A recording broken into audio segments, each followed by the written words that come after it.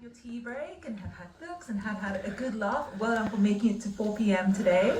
This is always lovely to have. This is the most dedicated crowd. And I am here to moderate the Everything Everywhere All at Once panel about navigating multiple heritages and identities. So essentially, I guess it's about the mixed cultural, mixed background experience and how this interacts with being in publishing and being creators within publishing. So I'm going to ask we have a lovely panel here, and I'm going to ask them to introduce themselves in like true university challenge style. So, will we start from, should we go from the end? Anna, go for it. So I'm Anna Sulan Mussing. I have many hats, but I'm predominantly, I guess, a journalist. My PhD was looking at how identity changes when space and location changes, and I looked at how my Indigenous father's community in Sarawak, in Borneo, how those stories from the jungle and the longhouse traveled to changed as they went to urban and then global spaces. And a lot of those stories were actually about food and about farming, the farming cycle. So I ended up in food and drink journalism. So that's predominantly where I sit, I guess. But I also found that writing about food and drink is a really great way to investigate some of the much more difficult subjects like race, gender, and identity, and colonialism, and violence, and stuff. Yeah. All the good stuff. Yeah, all the good bits. Thanks. My name's Lui Sit, and I was born in Hong Kong, and I grew up in Australia, and now I've lived here in London for 20 years. And most recently, I've become a children's middle grade author with this book coming out next May, and I have another one also coming out in June, which I can't talk too much about. I have a background in dance. I'm also a dance anthropologist, and I've just worked in loads of different careers, all of which I've channeled now as fodder for my books. Hello, my name is Alex Barrow. I was born here to British Filipino parents. I'm predominantly doing children's illustration, and the other job I do is I work for a children's art science magazine called Kiddo. So I do the art direction in this magazine. And I'm also a musician, that's pretty much what my job is, and yeah. Hello, my name is Emma Farrarons. I was born in the Philippines, and as a baby I moved to France, where I grew up, so I can also speak French. And this panel resonated for me because my parents are both of mixed heritage. Their parents were also of mixed heritage, and my great-grandparents as well. And at home, I'm married to a Dane, so at home it's a mix of Filipino adobo with a rice cooker, and then making crepe, and celebrating Christmas, dancing around a Christmas tree lit by real candles with a bucket of water to turn it off in case and the house goes on fire. So it's a real halo of which is a Filipino dessert, if you don't know it, of everything mixed together in my life. And I am a children's book illustrator. This is my debut book, My Hair is as Long as a River, published by Macmillan, where I used to work as a children's book designer for 16 years. So I have a background in picture book design, and during COVID, I was so tired of photoshopping the dust of other people's work that I quit my job and I turned on the other side and became an illustrator.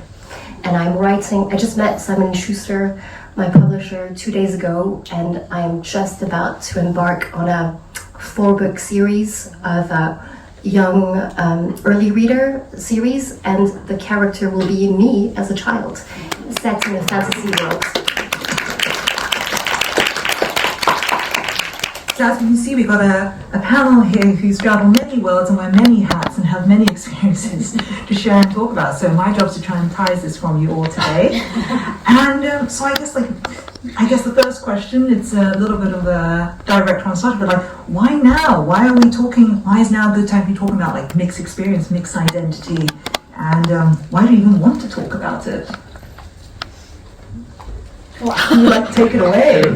I think for me, I think it's always been a good time to talk about it, but me specifically is that my daughter is mixed race, my husband's Indian, and when she was growing up, she was nowhere in any of the books that we read, and all of her friends and all our neighbours down the street who also, were mixed race, they just didn't exist in any of the books that we read. So I just thought when I started writing my book, I thought, well, the character has to be mixed race, just has to be.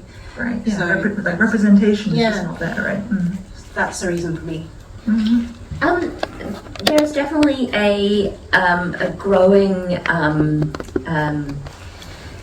change, I think, across multiple industries of needing to talk about race and talking about it in a much more nuanced way. And I think because as well, sort of second generation, moving kind of social spaces, getting a lot more, and second generation people, diaspora are getting a lot more confident in their language that they're using and wanting to have these conversations. So I think talking about mixed race or mixed culture is about a sort of general diaspora desire to talk about what those experiences are. And I think that someone in the last panel was talking about that second generation and the stories of other people from different cultures of second generation. You understand and you see that similarities across. So I think now there's just a bigger movement of confidence within the diaspora community to have those conversations. So I think that's now. Do we want to be having these conversations? I feel like it's not about want, but it's I have to write, I have to talk no matter what I do or don't do. I have a cheese magazine, right, yeah. And the cheese magazine still is about place and people and diaspora and identity, and regardless of what I'm doing, these conversations have to happen because I've got to navigate them myself and I have to navigate them. So I think that's a now and why.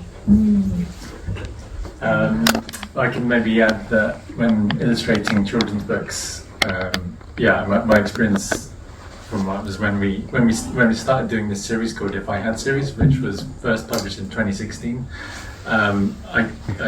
We approached the publisher with the idea, and I just drew this character who was kind of loosely based on a friend's daughter, and the publisher came back to me and said that the marketing team said we might have to change the lead character because it won't sell as much, and they wouldn't explain why. And then I just sort of said, well, I don't want to change the character. This is my, I always try to, when I'm drawing, to draw I grew up in Windsor and lived in London for most of my life, and these are the kids I see growing up seeing in London, and I have also an 8-year-old son who's going to school, and a lot of the kids in the books are kind of his friends, and so I just think it's just to show the reality of these children's lives, and in that kind of case, they see themselves in the books, and also kids can look, like the mirrors and windows quote from I've forgotten her name, but she Radine Sim. So that sort of way of doing illustrating in these books to kind of have that message. Well, I didn't really have any book characters to relate to as a child, and the one Disney character I could relate to had a fishtail, just because she didn't have blonde hair and blue eyes. And so I'm really excited to work on a series where the character looks like me, and I can get inspired by the way I grew up at home, and hopefully this can inspire other children who look like me as well, and they can relate to the story and feel that they can dream as well and escape into from reality. Very nice. I'm just humming there. It's lovely to hear a panel when we talked about basically how one, there's a joy in talking about this topic because it's very close. One, is close to our heart, but also it's very present. It's the reality that we're living in right now. We've got a duty to the present and the stories we tell to address that. But also just being able to show like what wasn't there and like be able to fill that gap, right? So we very just Alex touched on marketing there, sort of like as you were sort of going through. So maybe we could talk a little bit more about that, because so some of us here are mixed heritage, or like we come from mixed roots, and we've probably all in some way been quite conscious of how, I guess, the publishing industry, especially when it comes to marketing, would like us to sort of fill certain boxes, and or like tick.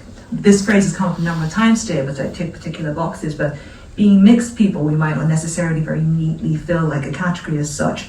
So I'm just wondering if anybody here has any experiences, at least like within their writing or in their careers, where maybe how they present themselves or how you feel about yourselves might have been at odds with how maybe publishing or like outside forces have like wanted you to be, or like wanted you to present yourself.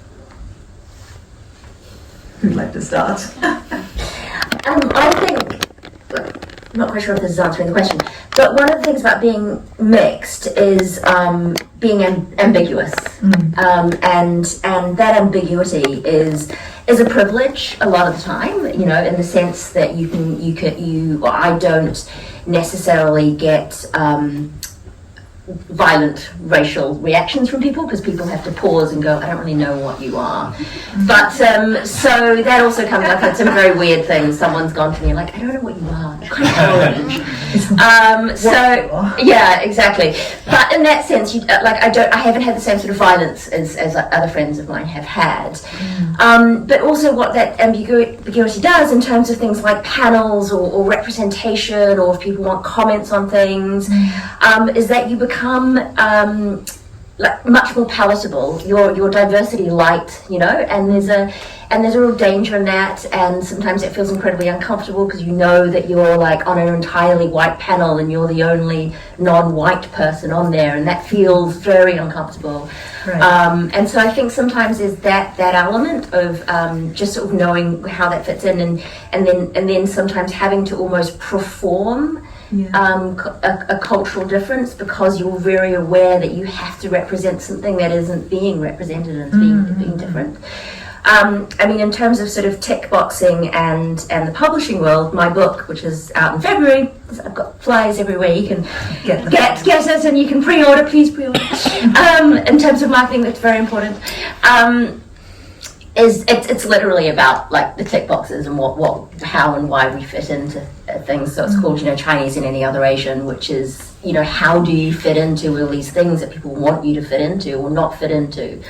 So I feel like I'm quite directly addressing that and that. Yeah. I think, like, coming back to the question of the box, like I remember when my daughter was born and I had to fill in all these like forms for her about, you know, statistics and everything, and then, you know, it was like, you know, are you this, are you that? And she's always just been other, because there's just no box for her, and it used to really annoy me when that first, it still does really annoy me, and I always write comments, you know, to give them feedback as to how they should, you know, think about how they approach this stuff, but you know, the forms are still the same 13, 14 years on later. And I remember about mixed race representation, what we were saying earlier about why now, I think it's important to represent or look at life like in the, I think Trin Min Ha used to talk about a hyphenated identity, and I remember when I read that when I was a teenager, I was like, oh, I can relate to that, not because I'm mixed race myself, but because of having grown up in multiple cultures and straddling all those worlds. When I found a kind of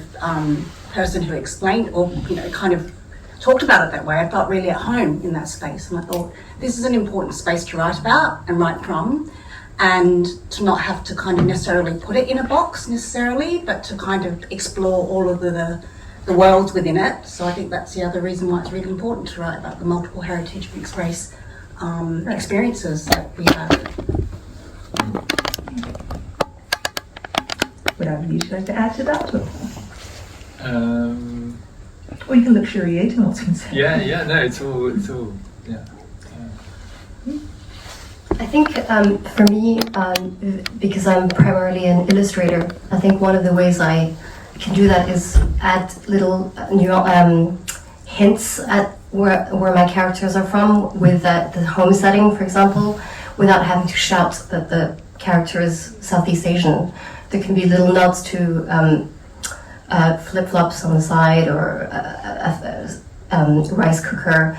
And because actually when I read these books to my children, it's all the characters are always called Sarah, Jane. Why aren't they called Fatima or different names, you know? And why are they eating a sandwich? Can't they be having noodles? And so this is a chance visually to introduce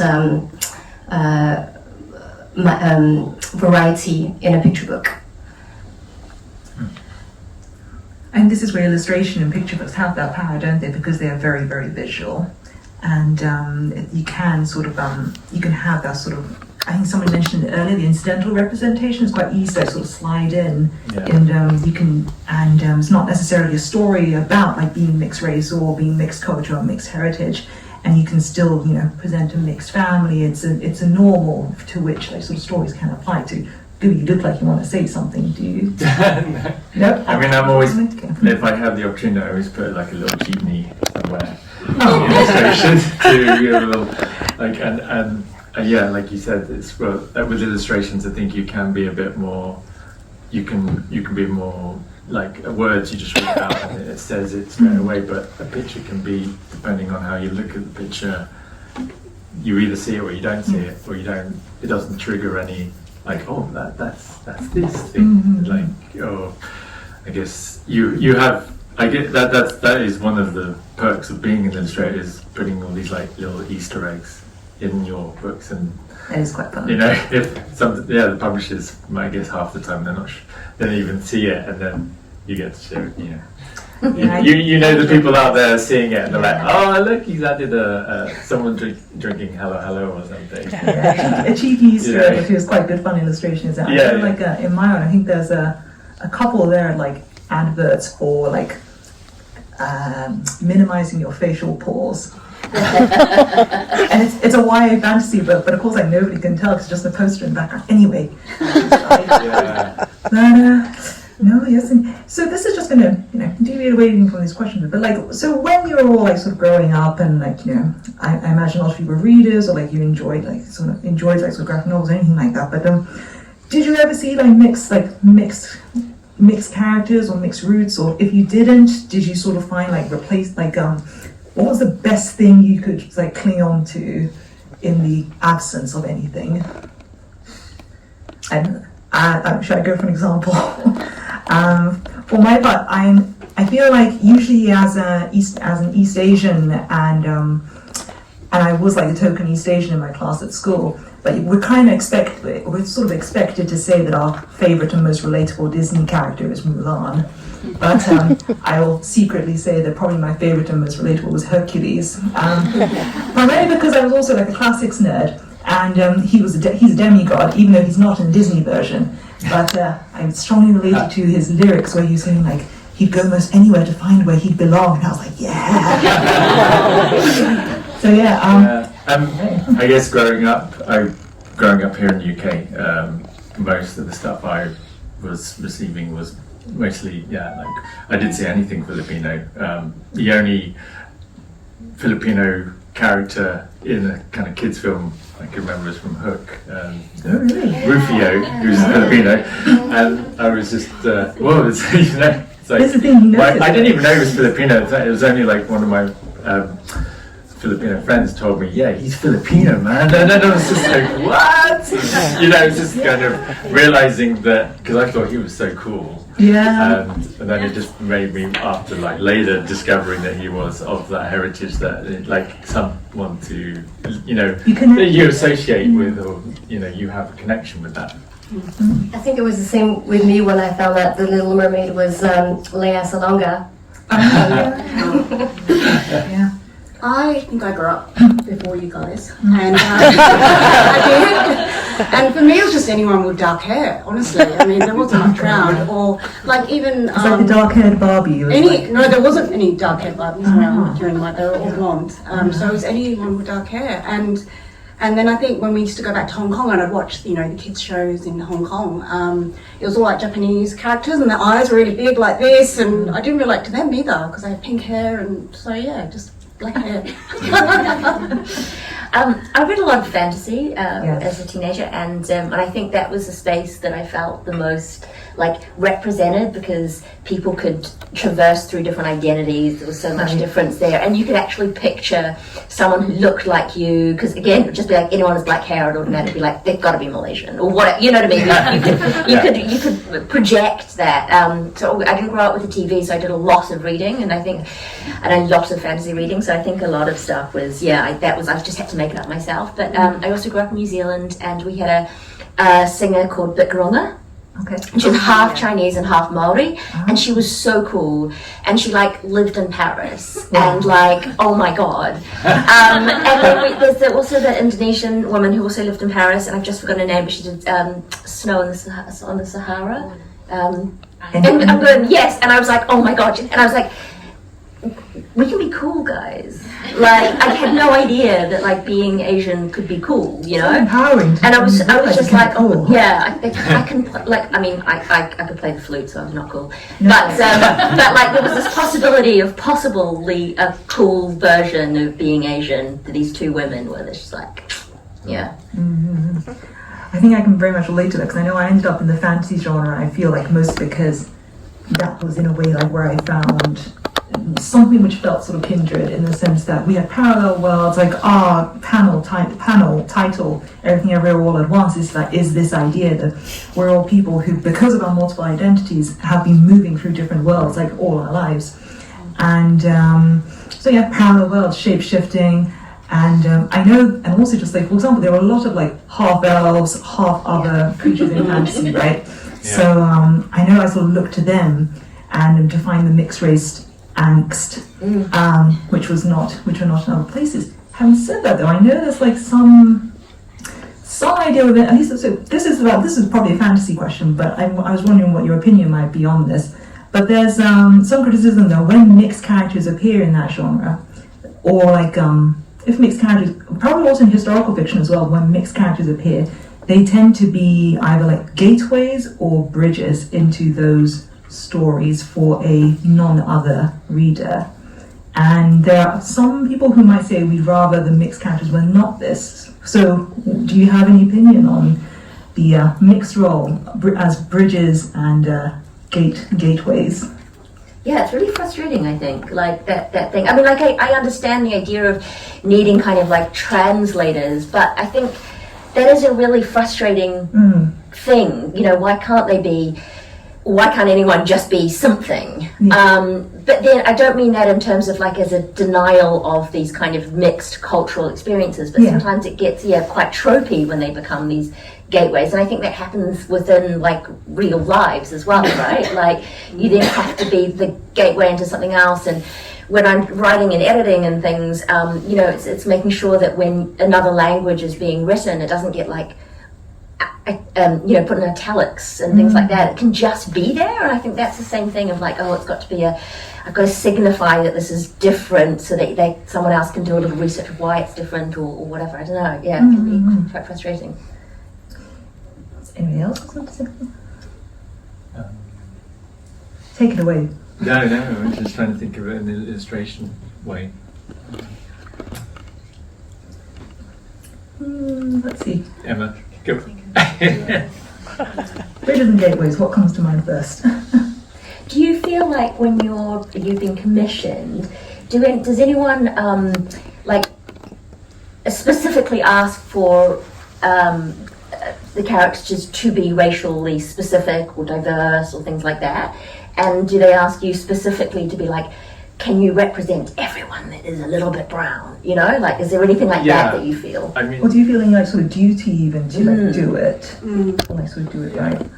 I mean, I'm not sure I should talk about this because it's a publisher that commissioned me to do this book, and it started off with I guess the publisher didn't.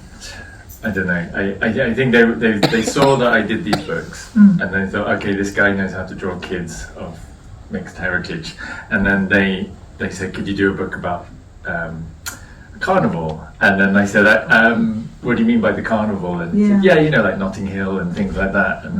And I from the start I said, it's not really my experience. Yeah, that's right. Maybe you should look elsewhere. But then they were quite like, no. So I ended up doing all these raps anyway, and then it went to they sent it to it was all approved, and then they sent me an email like probably months later saying actually it's we need to change the whole thing because they had I forgot what the term is, but there was a sensitive Sensitivity. yeah Okay. said you can't publish this. Oh wow. And it was just like, that's what I said in the beginning. And then, so now we've gone back to the kid, and then I pitched, because my original book was just pitching, because it's just a book about kids, diversity and experience. I just said, why don't we just do one of like a kid in, two kids in South London and just going to say like a festival or something, and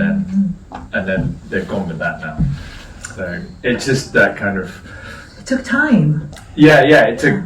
I mean, this is like we're in 2-3 years, and the roughs have just been approved. Oh wow. So it's been going on for a long time, but it was just kind of annoying that they just sort of ignored what I was saying, and then it ended up going back after all this work. But, Can I ask what kept you going for like 2 or 3 years to like, get this project? well, the publisher it's like I guess quite a big publisher, so.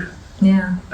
It's good to work. My agent was just saying like you got to stick with this because like do get a book done with this big publisher, and you know then once it's done you can move on to other things. I see. But yeah, that's my experience in what your question. I have an experience that's somewhat similar but different. So the book that I have coming out next June, which I can't really talk about specifically, secret. was also a commission, and they asked me to write a character to represent a first generation immigrant child growing up in Britain, but whose family is from Hong Kong. So that's similar to my background, but in Australia. And in terms of bridges and gateways, they had a very specific door they wanted me to walk through and kind of go off down. And I read the brief and I read the description of this character, and I just said to them, look, I don't think I can do this because that's not really the door I want to go walk through, and I don't want to represent this. But then they said, okay, well, what would you do? So then I gave them my ideas, and I said, if I was to do it, this is probably how I would approach it. And that's what we did. So it was a positive experience in the end, and I actually had a lot of joy writing that. I think the importance there is, yes, it's initiating conversation, how important that is within the publishing industry for your experience. Like, if you don't like what they're doing, try and say so, and even though they might sort of like be stubborn about it, it's always worth it, isn't it? Just sort of talk. I'm not very good at that, so this is a memo for me as well. Okay, so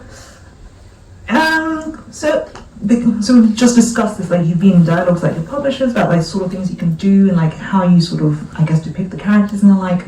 And again, we sort of touched on it again with the marketing, like I said, but is there maybe like sort of ways in which sometimes you've maybe felt like you've not been entirely in control of your identity, or maybe somebody else is trying to like sort of take that control from you, or and if not, then how conscious are you of your identity, and maybe like being mindful about staying in control of it, really? Because I feel like sometimes being sort of like mixed heritage, or sort of like, or like sort of mixed cultures, publishers can sort of go sort of wild west on how they sort of, what they do with you, what they ask of you. So, would anyone like to say anything? I think my experience of it's more like a realization of being mixed heritage, and really actually looking into it and actually trying to reclaim that side of me, because I grew up here in UK, and my mum, she's Filipino, but she when she brought up me and my sister, she didn't teach us Tagalog. She really wanted us to fit in. So for quite a while we lived up north in Manchester, and I think my mum felt quite lonely and was quite, and so she, and trying to, I think she was trying to fit in as well. Yeah. And and it's only quite recently because I had a bit of a burnout 2 years ago, kind of related to that book I was doing. Probably a trigger, but yeah. And then I spoke to her about it, saying, I think, sort of, I guess, going through a bit of depression, and then she then started talking about when she was living up here in the north, and when she was raising me and my sister, that she suffered quite a lot of depression because of the isolation and being far away from home and wanting her kids to really fit in and not, and so I guess since that point she always wanted us to be, like my dad, like white English, and so when I would think about myself, I kind of wanted to be white because I was kept being reminded that I wasn't. And I think it was actually, it's quite weird saying this, but it's only actually since lockdown that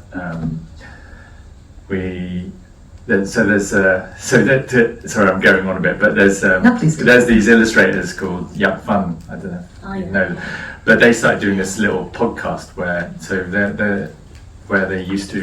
they were interviewing illustrators or creatives with Asian background, and just to sort of talk about actually, like, because it was during the Stop Asian Hate time, and so we were just kind of being interviewed, and in this interview it was like probably the first time I ever started talking about me receiving racism growing up in the UK. Right. And for me, I didn't understand, because I was like, yeah, but I'm kind of white, like, why am I getting so just actually talking about it and connecting with it, and then afterwards starting to try to process it. So I try to use sometimes for my Instagram, I put my mum's surname Maglalang, and it just kind of made me feel like I'm starting to feel a bit more I'm also both English, both Filipino, and instead of just I'm just missing, and this is just something that so I was just sort of I feel since then I've been kind of connecting and learning about my Filipino heritage. We recently went back to the Philippines in October to see my Lola, who just turned 100, and my son saw his great grandmother, and it's like seeing him. It's like I feel like he's 8, and just and I keep sort of like, this is part of you, this is your heritage. Whereas my mum didn't. She was kind of a bit like, no, you need to speak English, you need to, and we didn't go to, I didn't go to the Philippines until I was like a teenager. That was kind of, I don't know if that's common in Philippines, but it's like, me and my sister going through teenagehood, learn about real life, send them to the Philippines. And it's just like, this toilet doesn't flush. You need a bucket to flush the toilet. And it's like, so that was like my mum's way of like, okay, you want to see the hard life? Anyway. But yeah, that's my little Interesting. piece. Okay. So it sounds like for you, Len, I guess like sort of engaging like a mixed identity as opposed to like being like not white, sort of happened about the same time as like coming of age in a way, or like from your mother's very exciting coming of age ritual of sending you to the Philippines as a teenager. But okay, interesting, yeah. So and then so the way that you sort of like then sort of taking control of your identity is it sounds like a very sort of active, like sort of processing of it, and sort of like you said, we're using like your mother's surname as well in your artwork and such. So it has been a lot of active choices and decisions have been made there. Yeah, I guess it's a very personal thing. Like just comparing my sister, she hasn't she is a nurse, so I guess that is a Filipino connection. But apart from that, she's we have a very different, like she hasn't been to the Philippines since that teenager. That was probably like, she's probably traumatized by that. But I think I said like, oh, we should take the, because she's got kids, and we're thinking we should do like a big family trip and go there. So maybe it's everyone's different, but for me personally, I felt that it was like a bit of a void in my life. I didn't really know how to, and then I think actually, meeting Emma and meeting other friends who also got Filipino, it was just sort of piecing this thing together, trying to sharing stories and experiences that I couldn't talk to with my, I guess, like friends from school days. Yeah. Didn't even know where the Philippines was, or didn't know what it, it's kind of maybe not the most famous Asian country. Yeah. So finding your community really helps in this sort of thing, doesn't it? Yeah. So like, anybody else what have you done that's sort of like mindful about, I guess, keeping control of that identity or processing it to yourself? Sort of part of the question you said was about or possibly how in the publishing world. Yeah. One of the things that I was really certain about when my book came out was not during Chinese New Year. Because I am not Chinese. Having had all my so many experiences with people who commission me, or as everyone else does, obviously as well, and this feeling of like an editor would ask if I would do a roundup of Chinese restaurants, and I would say no, like I don't know enough about Chinese restaurants. I mean, right. I'm happy to. I have done some stuff where I've interviewed people about Chinese New Year because I've spoken to lots of different people because I am a journalist, so I can do that. But to do things, so various stuff has been, inappropriate in my opinion to do just because I'm Asian. So I was really adamant that it wouldn't be in Chinese New Year. Obviously, that ended up not being my decision, and I found out that it is going to be published during Chinese New Year. I think things get lost. I don't want to blame, but things get sort of lost in the experience. But one of give them the benefit of the doubt. Yeah. And and I know that within journalism and PR and press, it can be very easy to latch on to kind of like, oh, it says Chinese in any other Asian, it's in Chinese New Year, let's make sure that it's in Chinese author, roundups or something. And I was just like, oh, it's going to be so embarrassing that I'm going to have to not Chinese. And constantly have to do that. And so one of the things when I had my marketing meeting the other week was to say very specifically that I needed their help to make sure that I could place a story about how lots of different cultures celebrate during that time. It's not just Chinese New Year, it's not just known as Lunar New Year, there's real multiplicity to that. And that kind of claiming my identity as also being like, as a professional journalist and writer and academic, that's how I'm approaching, right? So try and do that. And the other thing about being, being Southeast Asian and from a minority within a minority, no one knows what Borneo is, no one knows indigenous culture, not unless you're in the community, obviously. And so being really like having to make sure I really articulate that and kind of constantly. Yeah. You really have to advocate for yourself. Yeah, exactly. Advocating for yourself, trying to work out what that language is to keep it also very short and snappy. How I advocate for myself has been a big, I think, learning. Definitely sounds like a big thing to have to tackle. Lui, I know, like, so your daughter. I mean, so we're talking about sort of how to be mindful, I guess, about like owning your identity in a way. So like, how do you maybe talk to her about like, I guess, her identity? I mean, if that's something you want to share at all. It's interesting because I think someone asked me recently, so how does your daughter, I think you asked me actually, after our Zoom call. So I asked her and she just said, well, she said it just depends on the day and how I feel.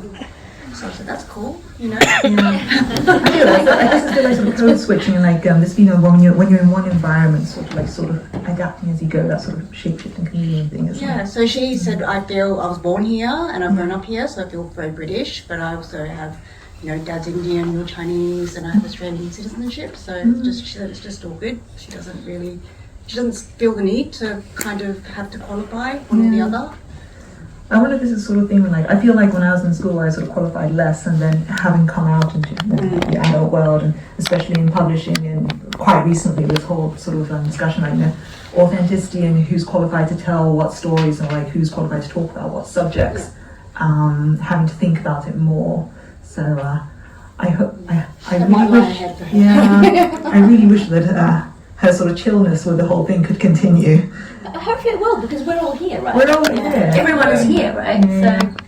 So I when I go to the library, I take my kids to the library every Saturday, and I say, you can get any 30 books that you want, but I usually guide them towards the more diverse books, and they naturally go for it as well. Oh. But the school, they go to school in Southeast London, and it's extremely multiracial.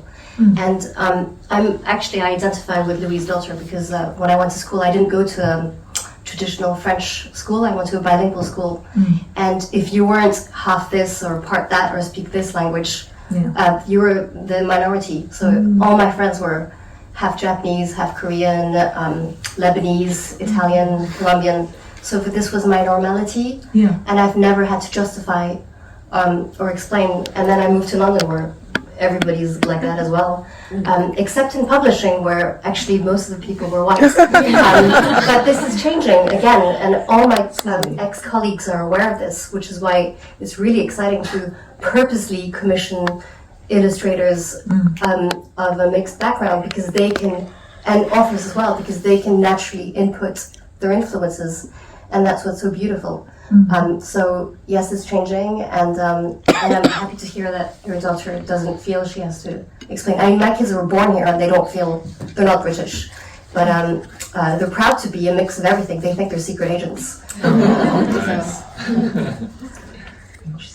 So I am having a quick look here on like how much time we have for questions. But all right, we can ask a couple more here. So I know we just sort of mentioned sort of bilinguality, and like sort of a lot of people here I think are multilingual, have been exposed to like multiple languages in their reality and in their everyday. I think we're all writing mostly in English, but I'm just wondering, do you sometimes get a sense maybe of like having come from like a multilingual family, multilingual background, or from a multilingual reality, and in your book or like in what you write, like does that ever come through in ways you express yourselves or your creative processes? Well, my second book has a lot of the character's mum speaking Cantonese, and there was a lot of discussion of how that was going to come across, how that was going to be written, and it was a tricky one because I wanted to write her voice like my mum's voice, and my mum was, she doesn't speak perfect English, and it has a certain intonation to it, and yet you don't want it to become like a stereotype. So it was a fine line to tread, because I didn't also want her to be this character to be speaking perfect English, because she wouldn't be.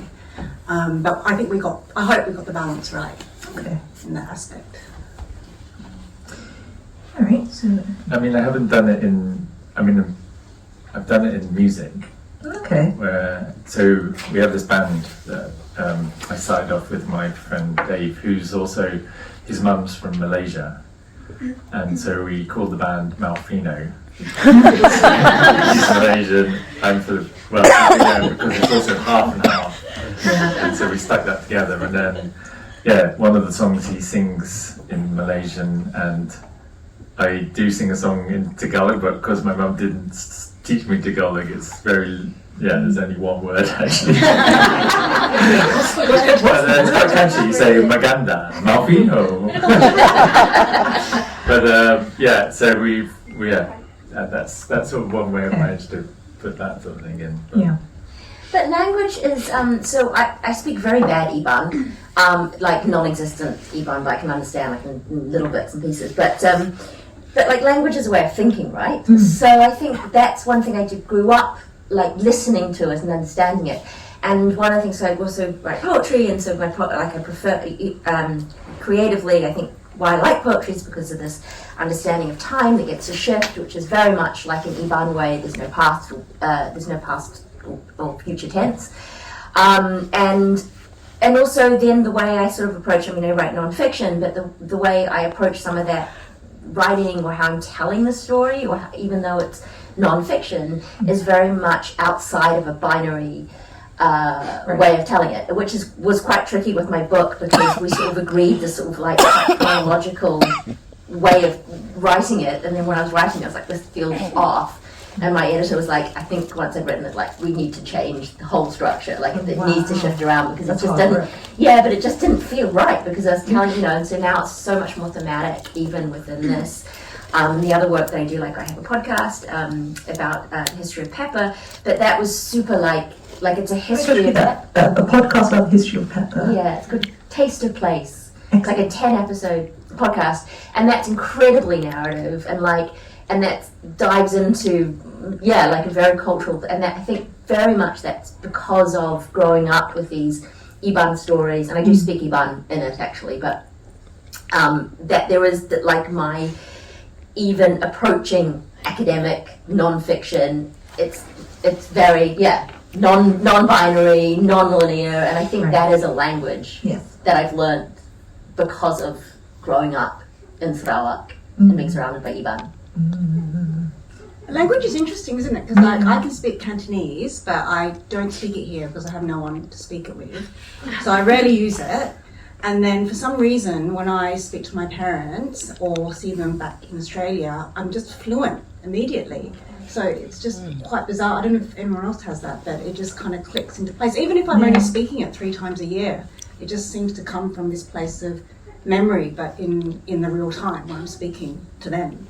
But I don't use it in day-to-day life at all. It's interesting. Yeah, I feel like language is so integral to identity because sometimes I feel like when I'm talking Japanese, I feel like I've got a different like personality set that goes with it.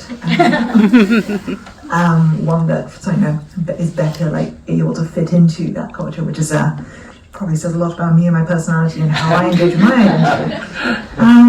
So I think we've got sort of one more question from me, and then we're going to open it up to the audience to treat you nicely with lovely questions. And so we've discussed a lot about our identities and the hyphenated experience as such. And I guess the big question is, how much of ourselves do we really owe to our readers? Because I've always got this sense that like mixed background creators in particular, we're very vulnerable to having like our whole life stories demanded of us to like explain our like sort of why we should be in a space. So it's very easy to overshare. So what if we don't want to share? What if we just want privacy to just write as we want to write? So how much of ourselves do we owe our readers? I feel like I've made it my whole career, so I can't, and for good or for bad about it. Like, it became the point of difference. So I ended up talking a lot about it, with food, drink, and stuff. But at the same time, in the last few years, I've really pushed against it. So now, on a journalistic side, I pretty much only write about drinks and cocktails. I mean, even then, I end up talking about Iban drinks. But like, I just like the last thing I wrote was a piece for Vogue of the best places to have cocktails in the UK, and it's really in London. It's like really important for me to have like those bits of just like blandness. Okay.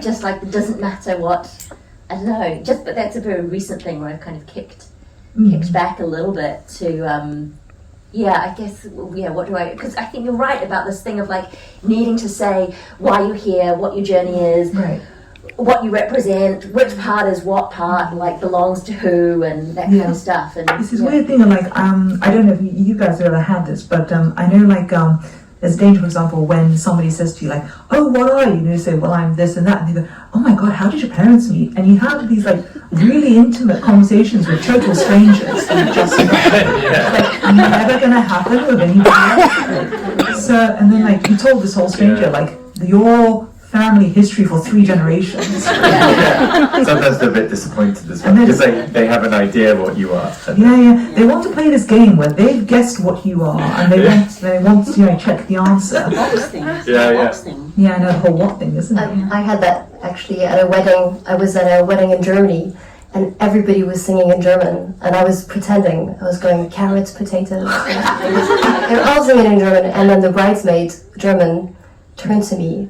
And she went, do you speak? And then she scanned my whole body. Asian. I really, really wish I had said, no, I only speak European. And a On that wonderful note, may we all speak better Asian. We're going to open it up, you guys, to the audience. So, do we have any questions? Lady in the middle. So there is this term, third culture kids, which applies to most of us, and especially to my daughter as well. So I wanted to ask a question: how could these unique experiences of third culture kids could be, portrayed or illustrated in the books, especially in terms of, cultural adaptability or identity formation? Okay. So I'm going to repeat that so that, and just in case you couldn't hear, but it was about the how do you depict the third culture kids when they're sort of in their or in just their lives basically. So yeah, how would you? Is there anything you're especially mindful of maybe when you're depicting these kids who sort of move between cultures? I think, from an illustrator point of view, we go from that basis where we draw from life. We usually start from our sketchbooks. We draw what we see, and then that it's like a repertoire you build up. And when you're drawing in your books, hopefully that's going to has a sense of sort of believability that these kids exist. These are real children, and hopefully the drawings will show those different experiences and show the diversity that, I guess, speak for myself, raising a kid in London.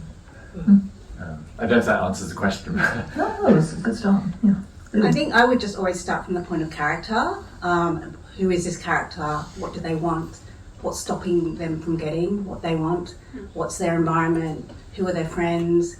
Who are their, gatekeepers, carers, and irrespective of, and all that kind of will just feed into the character. So if there is, the multi-heritage or mixed heritage in that kind of mix, it will just come out through that character. But for me, it's always about the character and who they are and everything that feeds into that. Anybody else? In which case, yeah. Candy. Yeah, that was a really interesting question. I would say that there is no one third culture kid, so everybody's different, and that's why it comes from the character. But I was really interested in especially Emma's story, where she's got all of this code switching going on all around her. Yeah, and I'm also a parent of a mixed child who's growing up, and I realized that my child's experience of Filipino-ness was all based on me. I am the sole source of culture. And it's such a huge responsibility. You grew up with a mother who was in survival mode. Yeah. That's why you didn't, and yet I didn't teach my children Tagalog because I have political objections. Because I spoke another language and I thought the Tagalog should not have it all. Anyway, so my question is, this curation that happens, especially people who are parents of children growing up, and all of these cultures that we have worlds, how do you curate? What do you choose? And where will that take them? That's a great question. Yeah. I think you just have to do the best you can, because I feel like the same with my daughter, because I feel solely responsible for anything she knows about Chinese culture. And when she first met my parents, I thought, my parents can, they're the grandparents, they can take over, they can teach her Cantonese, and they started speaking to her in English. And I was like, why? And they said, we don't want your husband to feel left out and not understand. So I think you just do the best you can with what you have. That's what I've done anyway.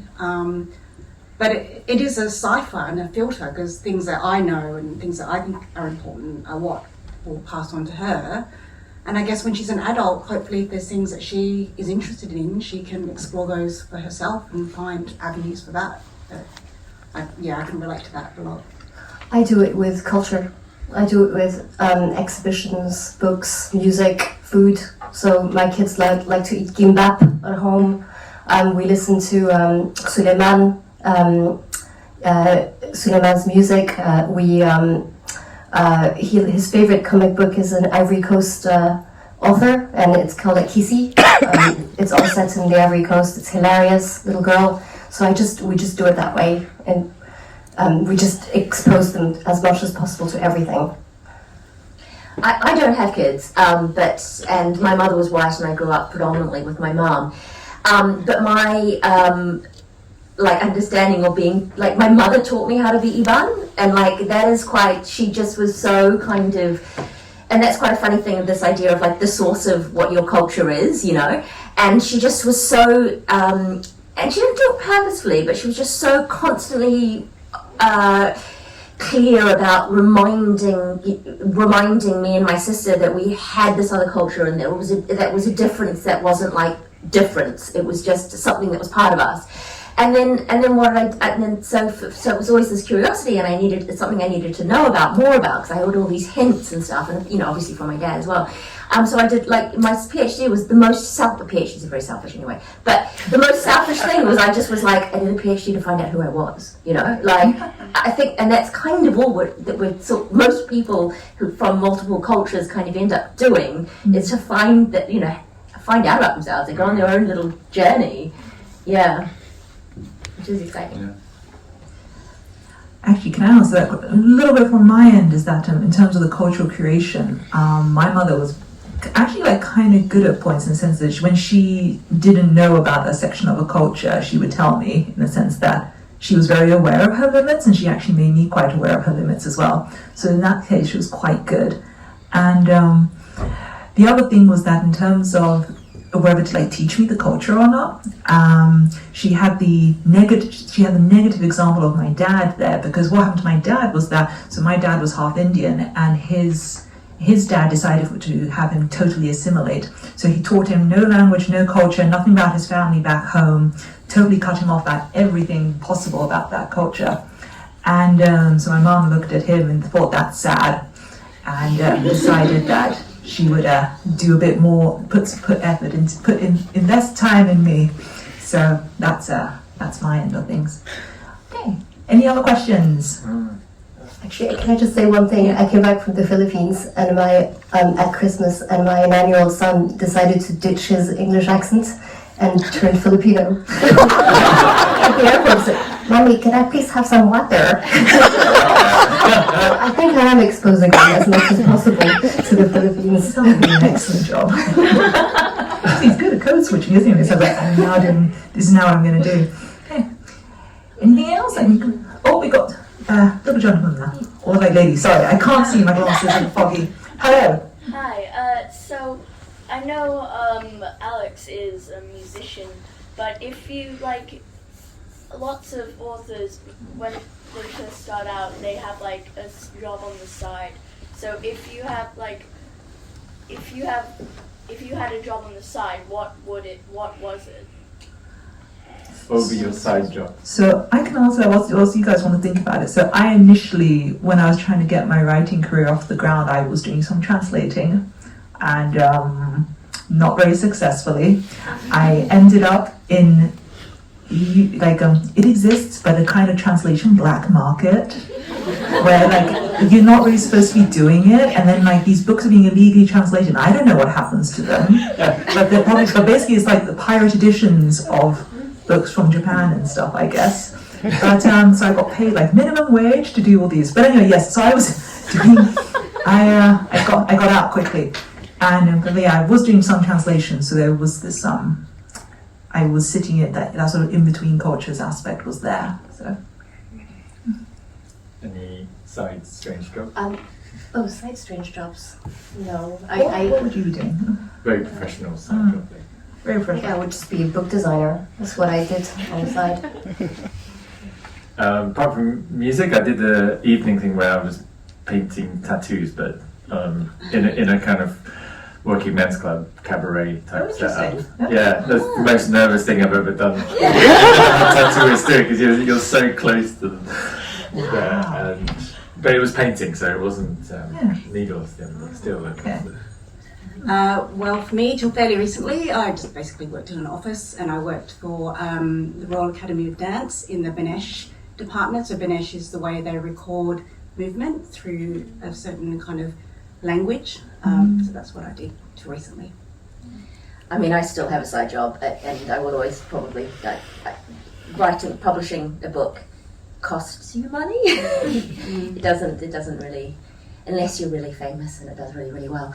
But I have had many lives and careers, and I've worked predominantly in restaurants and bars. I worked at a law firm for 10 years part-time, and I am now a part-time brand strategist for a drinks agency, and of course, and journalism. Journalism doesn't pay that much either, so you also have to have a side hustle for journalism, and then a side whilst your book is. Yeah, I've just worked I do think learning how to work in a bar and a restaurant is just the best thing you can do, because when I was writing this book, I couldn't write anything else. I had no brain space to write anything else. So I went back and, my 41, went back and worked at a minimum wage at a restaurant. At a very good Malaysian restaurant, so it was delicious. That's fine. And on that note, I think we're going to end this panel. So thank you very much for the time. And a round of applause. I have to draw the 6 people that I can give away some of my 6 people. This is for proofs for your book, right? Quickly. Amira, Amraz. Sorry, I can't read that. Amraz Husa? Oh! Okay, cool. All right. Come and find me afterwards. Helen Wang. Helen here. Nope. Sheba. No, Helen. Sorry, I can't do this quickly. Emma. Oh, Emma.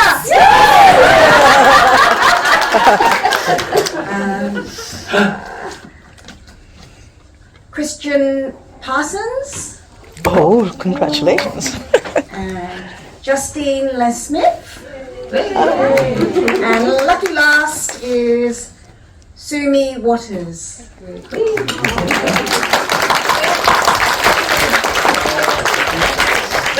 more round of applause for our panelists.